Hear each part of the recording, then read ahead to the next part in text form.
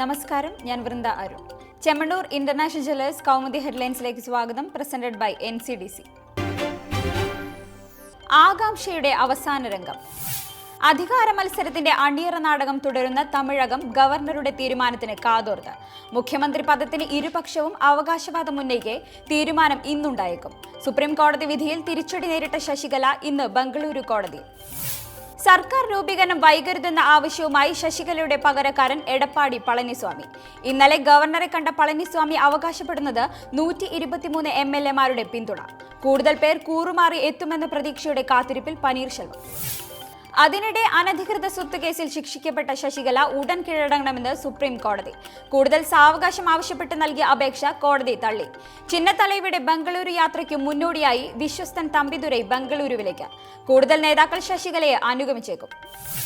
അതേസമയം പനീർശെൽവത്തിന് വീര്യം പകർന്ന് ജയലളിതയുടെ സഹോദരപുത്രി ദീപ ജയകുമാർ. ഇന്നലെ രാത്രി OPS-ന്റെ വീട്ടിലെത്തിയ ദീപയെ പ്രവർത്തകർ സ്വീകരിച്ചത് ആരതിയൊഴിഞ്ഞ്. താനും OPS-ഉം പാർട്ടിയുടെ ഇരുകരങ്ങളായി പ്രവർത്തിക്കുമെന്ന് ദീപ ജയകുമാർ മാധ്യമങ്ങളോട്. തോറ്റാലും തറ പറ്റാതെ. ശശികല പക്ഷക്കാരായ MLA-മാർ തമ്പടിച്ച കൂവത്തൂരിലെ റിസോർട്ട് ഒഴിപ്പിക്കാൻ പോലീസ് നീക്കം. റിസോർട്ടിലേക്കുള്ള വൈദ്യുതി ബന്ധം വിച്ഛേദിച്ച് MLA-മാരെ പുറത്തു ചാടിക്കാൻ ശ്രമം. ബലപ്രയോഗത്തിലൂടെ ഒഴിപ്പിക്കാൻ ശ്രമിച്ചാൽ റിസോർട്ടിന് പുറത്ത് ധർണ നടത്തുമെന്ന് ചിന്നത്തലൈവയുടെ സംഘം. സുപ്രീം കോടതി വിധി പുറത്തുവന്ന ഇന്നലെ രാവിലെ മുതൽ റിസോർട്ടിൽ തുടർന്ന ശശികല ചെന്നൈയിലേക്ക് മടങ്ങിയത് രാത്രി 10 മണിയോടെ. അപ്രതീക്ഷിത വിധിയുടെ ആഘാതത്തിൽ പൊട്ടിക്കരഞ്ഞ കലയ്ക്കൊപ്പം ആർത്തലച്ച് പിന്തുണക്കാർ. എല്ലാം താൻ സ്വയം ചുമക്കുകയാണെന്നും നീതി ജയിക്കുമെന്നും ശശികല. അനധികൃത സ്വത്ത് കേസിന്റെ ക്ലൈമാക്സിൽ ശശികലയ്ക്കൊപ്പം VN സുധാകരനും J ഇളവരശിക്കും വിധിക്കപ്പെട്ടത് 4 വർഷം വീതം തടവും 10 കോടിയുടെ പിഴയും. 10 വർഷത്തേക്ക് തിരഞ്ഞെടുപ്പ് മത്സരത്തിനു കൂടി വഴിയടഞ്ഞതോടെ വിഫലമാകുന്നത് ചിന്നത്തലൈവയുടെ അധികാര സ്വപ്നങ്ങൾ. അതിനിടെ DMK ഡെപ്യൂട്ടി ജനറൽ സെക്രട്ടറിയായി സഹോദരി പുത്രൻ TTV ദിനകരനെ തിരഞ്ഞെടുത്ത് ശശികലയുടെ പുതിയ നീക്കം. കലയ്ക്കൊപ്പം ശിക്ഷിക്കപ്പെട്ട VN സുധാകരന്റെ സഹോദരനാണ് ജയലളിത പാർട്ടിയിൽ നിന്ന് പുറത്താക്കിയിരുന്ന ദിനകരൻ. എടപ്പാടി പളനിസ്വാമിയെയും ദിനകരനെയും മുൻനിർത്തി ചിന്നത്തലൈവയുടെ രാഷ്ട്രീയ തന്ത്രം. ആകാശം കടന്ന അഭിമാനം.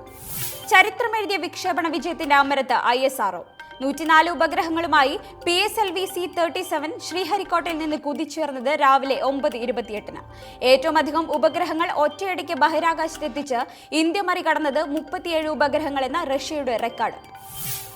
PSLV-യുടെ 39ാം ദൗത്യത്തിൽ ഇന്ത്യ ബഹിരാകാശത്തെത്തിച്ച 104 ഉപഗ്രഹങ്ങളിൽ 96 എണ്ണം അമേരിക്കയുടേത്. ഇന്ത്യയുടെ 2 ഉപഗ്രഹങ്ങൾക്ക് പുറമെ Israel, Kazakhstan, Netherlands, Switzerland, UAE എന്നീ രാജ്യങ്ങളുടെ ഉപഗ്രഹങ്ങളും ഇന്ത്യൻ ചിറകിൽ. ഇന്നത്തെ ഒറ്റ ദൗത്യത്തിൽ PSLV ബഹിരാകാശത്തെത്തിച്ച ആകെ ഉപഗ്രഹഭാരം 1378 കിലോഗ്രാം. ഭൗമനിരീക്ഷണത്തിനുള്ള പ്രധാന ഉപഗ്രഹത്തിനൊപ്പം കുതിച്ചുയർന്നത് ആകെ 664 കിലോഗ്രാം ഭാരമുള്ള 103 നാനോ സാറ്റലൈറ്റുകൾ. ആകാശജയത്തിന്റെ അഭിമാന ശൃംഖത്തിൽ ISRO. ഉത്തരമെഴുതുന്ന ജനവിധിയുടെ പരീക്ഷണത്തിൽ UP-യും ഉത്തരാഖണ്ഡും. 69 സീറ്റിലേക്ക് ഒറ്റഘട്ടമായുള്ള ഉത്തരാഖണ്ഡ് തിരഞ്ഞെടുപ്പിനൊപ്പം UP-യിലെ 2ാം ഘട്ട വോട്ടെടുപ്പിനും തുടക്കം. ഹരീഷ് റാവത്തിന്റെ ഒറ്റയാൾ പോരാട്ടത്തിൽ ഉത്തരാഖണ്ഡിൽ ഭരണം നിലനിർത്താൻ ശ്രമിക്കുന്ന കോൺഗ്രസ് UP-യിൽ സമാജ്വാദി സഖ്യവുമായി ഭാഗ്യപരീക്ഷ. ഉത്തർപ്രദേശിൽ 2ാം ഘട്ട വോട്ടെടുപ്പ് നടക്കുന്ന 67 മണ്ഡലങ്ങളിലായി ആകെ സ്ഥാനാർത്ഥികൾ 720.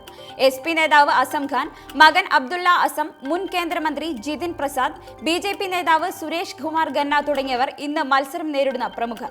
വോട്ടെടുപ്പ് സമാധാനപരമായി തുടരുന്നു. Chemmanur international jewellers Kaumudi headlines presented by NCDC സമാപിക്കുന്നു. അടുത്ത ഹെഡ്ലൈൻസ് 1 മണിക്കൂറിന് ശേഷം. നമസ്കാരം.